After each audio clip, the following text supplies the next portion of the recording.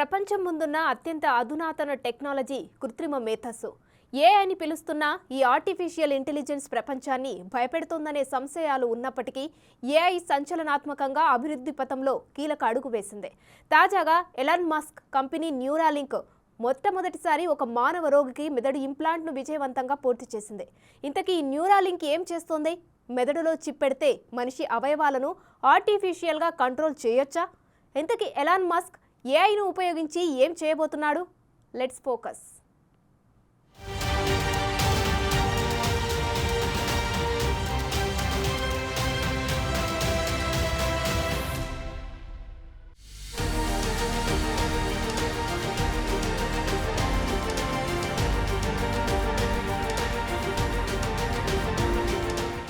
Elon Musk పేరును ప్రత్యేకంగా పరిచయం చేయనవసరం లేదు. సంచలనాలకు care of address Elon Musk business ideas. Elon Musk ఏ స్టెప్ తీసుకున్నా అది ప్రపంచంలో పెద్ద చర్చనే రేకెత్తిస్తోంది. అలాంటి ఎలన్ మస్క్ మరో కంపెనీ ఇప్పుడు ఒక అద్భుతమైన ఆవిష్కరణ చేసింది. ఈ డెవలప్మెంట్ న్యూరో టెక్నాలజీలో ఒక ముఖ్యమైన మైలురాయిగా నిలవనుంది. ఎలన్ మస్క్ కంపెనీ న్యూరాలింక్ మెదడులో ఓ చిప్ని ఇంప్లాంట్ చేసింది. ప్రపంచంలో మొట్టమొదటిసారి ఓ మానవ రోగికి మెదడుని ఇంప్లాంట్ చేయగా ఆ రోగి ప్రస్తుతం బాగా కోలుకుంటున్నట్టు తెలుస్తోంది. నిజానికి ఇది భూమిపై శాస్త్రీయ అభివృద్ధిని మరో స్థాయికి తీసుకువెళ్లిన అత్యంత సంచలనాత్మకమైన డెవలప్మెంట్గా అంతా భావిస్తున్నారు.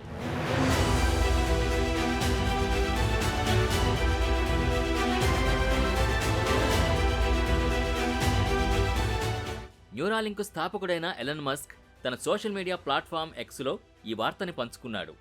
జనవరి 29న న్యూరాలింక్ నుంచి మొదటి మానవుడు మెదడులో చిప్ ఇంప్లాంట్ పూర్తి చేసుకున్నట్టు పేర్కొన్నాడు. ఆ రోగి బాగా కోలుకుంటున్నట్టు వెల్లడించారు. ఈ ప్రారంభ ఫలితాలు ఆశాజనకమైన న్యూరాన్ స్పైక్ డిటెక్షన్ని చూపుతున్నాయి అని ఎలన్ వ్యాఖ్యానించారు. అయితే ప్రపంచానికి మార్గదర్శకంగా నిలుస్తున్న న్యూరాలింక్ మెదడు ఇంప్లాంట్లని మానవులపై పరీక్షించడానికి గతేడాది యుఎస్ రెగ్యులేటర్స్ నుంచి ఆ సంస్థ ఆమోదం పొందింది. కాగా సంస్థ ప్రతిష్టాత్మకంగా తీసుకున్న ప్రాజెక్టులో మానవ మెదడు కంప్యూటర్ల మధ్య ప్రత్యక్ష కమ్యూనికేషన్ మార్గాల్ని ఏర్పరచడం లక్ష్యంగా పెట్టుకున్నారు.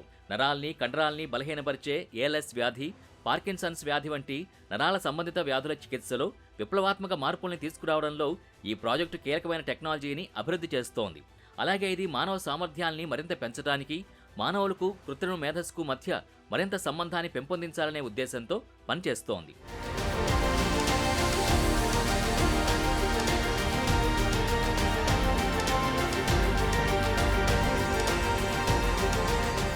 ఈ న్యూరాలింక్ ఇంప్లాంట్ని లింక్ అనే పేరుతో పిలుస్తున్నారు.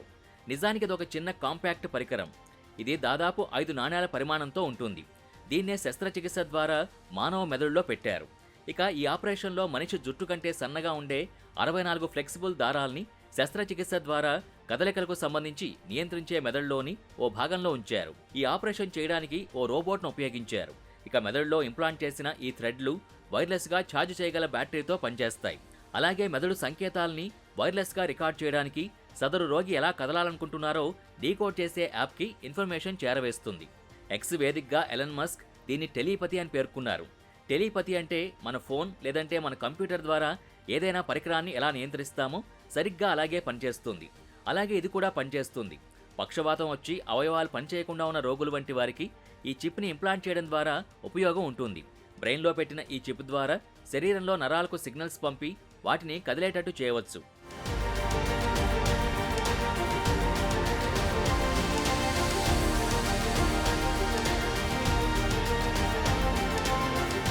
ఇక మెదడు కంప్యూటర్ ఇంటర్ఫేస్ పరిశోధనా రంగంలో తన ప్రవేశాన్ని ఎలన్ మస్క్ తరచుగా అయితే ఈ ప్రయత్నంలో ఎలన్ ఎన్నో ఒడిదుడుకులను కూడా ఎదుర్కొన్నాడు.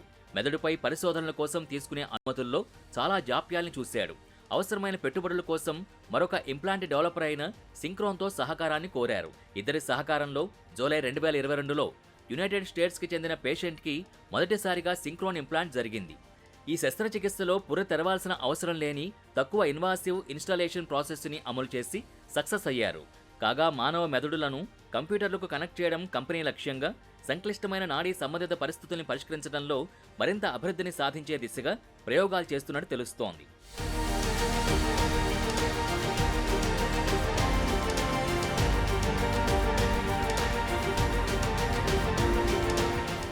అయితే ఈ టెక్నాలజీ అభివృద్ధిలో ఆశాజనక పరిణామాలు ఉన్నప్పటికీ న్యూరాలింక్ సంస్థ దాని భద్రతా ప్రోటోకాల్పై విమర్శలు ఎదుర్కొంది. ఈ ఏడాది ప్రారంభంలో ప్రమాదకర పదార్థాల రవాణాకు సంబంధించిన యుఎస్ డిపార్ట్మెంట్ ఆఫ్ ట్రాన్స్పోర్టేషన్ నిబంధనల్ని ఉల్లంఘించినందుకు కంపెనీకి జరిమానాలు కూడా విధించారు. అదే కాకుండా గత నవంబర్లో న్యూరాలింక్ బ్రెయిన్ ఇంప్లాంట్ భద్రత గురించి కూడా విమర్శలొచ్చాయి. ఎలన్ మస్క్ తన పెట్టుబడిదారుల్ని తప్పుదారి పట్టించాడని కొన్ని కేసులు నమోదు కాగా ఆ దావాలపై దర్యాప్తు చేయమని United States securities and exchange కమిషన్ని 4 యుఎస్ చట్టసభ సభ్యులు కోరారు. కాలిఫోర్నియా కేంద్రంగా 2016లో స్థాపించిన న్యూరాలింక్ సంస్థలో 400 కంటే ఎక్కువ మంది పనిచేస్తుండగా ఏఐ టెక్నాలజీ అభివృద్ధిలో భాగంగా ఈ కంపెనీ $363 మిలియన్ పైగా పెట్టుబడుల్ని సేకరించింది. న్యూరాలింక్ సాధించిన ఈ సక్సెస్ న్యూరో టెక్నాలజీ రంగంలో గణనీయమైన పురోగతిని సూచిస్తుందని విశ్లేషకులు భావిస్తున్నారు. ఇది మానవ కంప్యూటర్ పరస్పర చర్యలో కొత్త శకాన్ని సూచిస్తుందని అభిప్రాయపడుతున్నారు.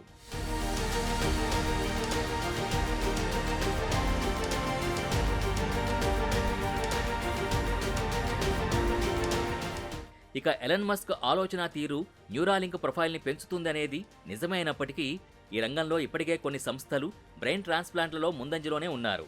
వారిలో కొందరు 2 దశాబ్దాల క్రితమే ట్రాక్ రికార్డ్ సృష్టించారు. పార్కిన్సన్స్ వ్యాధి వంటి పరిస్థితులకి మెదడు ఇంప్లాంట్లు ఇప్పటికే విస్తృతంగా వాడుకలో ఉన్నాయి. ఉటాకు చెందిన బ్లాక్ రాక్ న్యూరోటెక్ 2004లో మొదటిసారి మెదడు కంప్యూటర్ ఇంటర్ఫేస్లలో ఆర్టిఫిషియల్ బ్రెయిన్ను అమర్చింది. అయితే తాజాగా న్యూరాలింక్ రూపొందించిన ప్రెసిషన్ న్యూరోసైన్స్ అనేది పక్షవాతంతో బాధపడుతున్న వ్యక్తులకి సహాయం చేస్తుంది. ఈ ఇంప్లాంట్ మెదడు చాలా సన్నని టేప్ ముక్కని పోలి ఉంటుంది. దీన్ని క్రానియల్ మైక్రోస్లిట్ ద్వారా అమర్చవచ్చు. కాగా ఇది చాలా సులభమైన ప్రక్రియ కావడంతో మరింత పాపులర్ కానున్నట్టు తెలుస్తోంది. అలాగే ఇది మీడియాలో మరింత పాపులర్ కావడానికి కారణం ఈ కంపెనీకి భారీ స్థాయిలో నిధులు సమకూరాయి. సాంకేతికంగా ఆశ్చర్యపరిచే పరికరాన్ని కనుగొనడం కంటే ఎక్కువగా ఇందులో ఎలన్ మస్క్ కనెక్షన్ కూడా ఉంది.